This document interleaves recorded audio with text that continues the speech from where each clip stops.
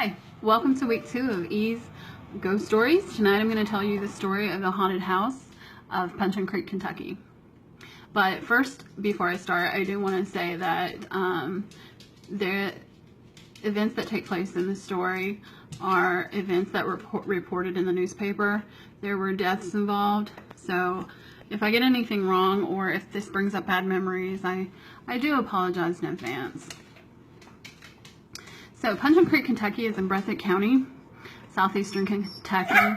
I grew up in the head of a holler, and you know, there wasn't a whole lot to do. Our nearest neighbor was about a half a mile away, and there was a big graveyard above our house, so it was kind of a creepy place.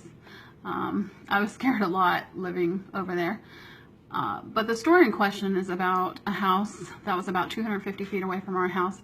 It was a derelict, abandoned house that belonged to our landlord's grandparents. So it was built in the 1800s, gray siding, missing some windows, pretty much the typical haunted house.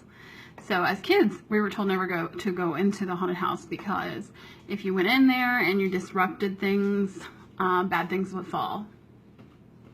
So needless to say, we were convinced the house was haunted.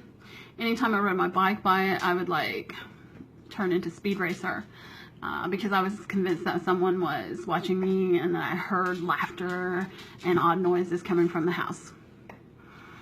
One night, it was late at night, my dad heard some people down at the haunted house. They were yelling and screaming and, you know, pretty much having a good time. And so my dad went out and he just yelled down there and said, "Hey, who's down there? You know, that's private property."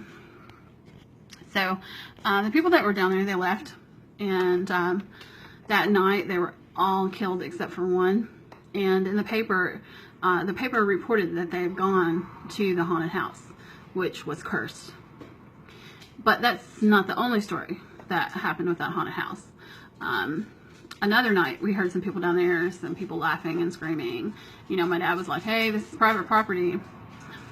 And so those people left as well. And the next morning, there was a woman who was found murdered not too far from the house.